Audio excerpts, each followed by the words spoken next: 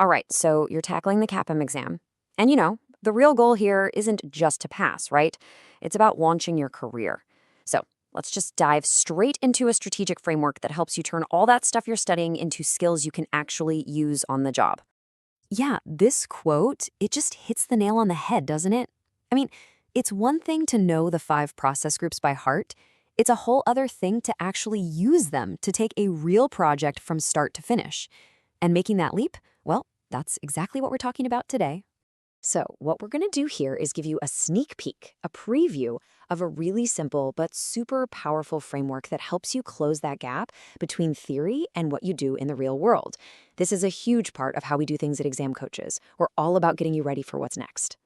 Okay, let's talk about a problem that I'm pretty sure you felt this. You ever study for hours, you feel like you've got it down, and then you hit a practice question and poof, your mind just goes totally blank? Yeah.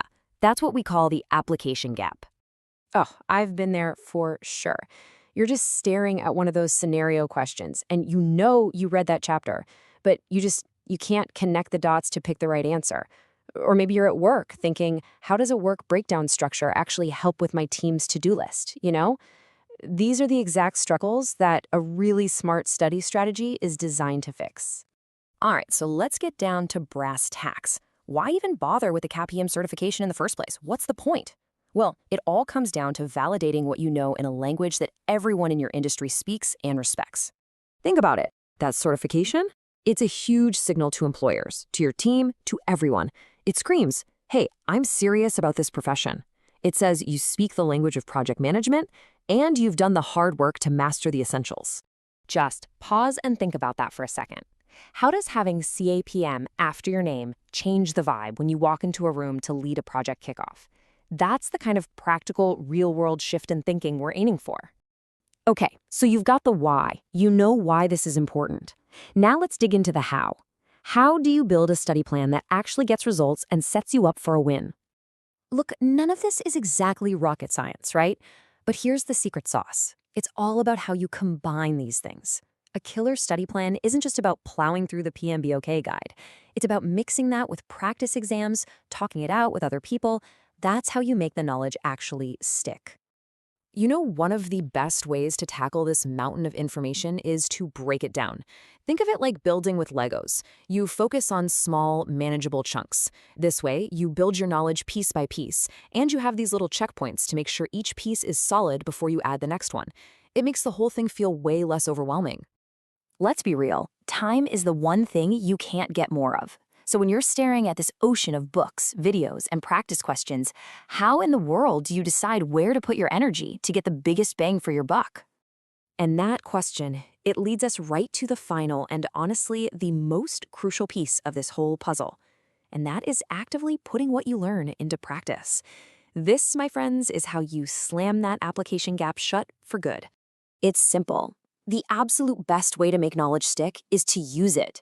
When you apply these concepts, even in tiny ways on your own projects, you're literally transforming those abstract ideas from a book into real, concrete skills that you own. Nobody can take those away from you. So here's a little challenge. Think about stakeholder management. How could you apply just one thing you've learned? Maybe it's starting a stakeholder register. Maybe it's just using a communication matrix. How could you use that in a meeting or even just an email this week? Okay, let's pull all these threads together. Here is a simple framework that combines everything we've talked about into a process you can use over and over again to recap, review, and apply what you know. It's a really straightforward 3-step loop: recap, review, and apply. I love this analogy. Think of it like a workout for your brain. First, you learn the move. Then you drill it with focus. And finally, you go out and use it in the real game. And you see, this isn't just some trick to pass an exam. This is a habit for your entire career. The critical thinking skills you develop to break down those tricky CAPM questions, they are the exact same skills that are going to make you an awesome project manager. Look, let's be honest, there are a million resources out there that will just spit out a summary of the PMBOK guide. And that's fine, but just reading a summary, well, that's not going to build real lasting competence, is it? The focus has to be on helping you translate knowledge into skills you can actually use. It's the difference between memorizing the definition of risk management and having the confidence to actually stand up and lead a risk brainstorming session with your team. See the difference? Because at the end of the day, that connection between knowing something and doing something, that's everything.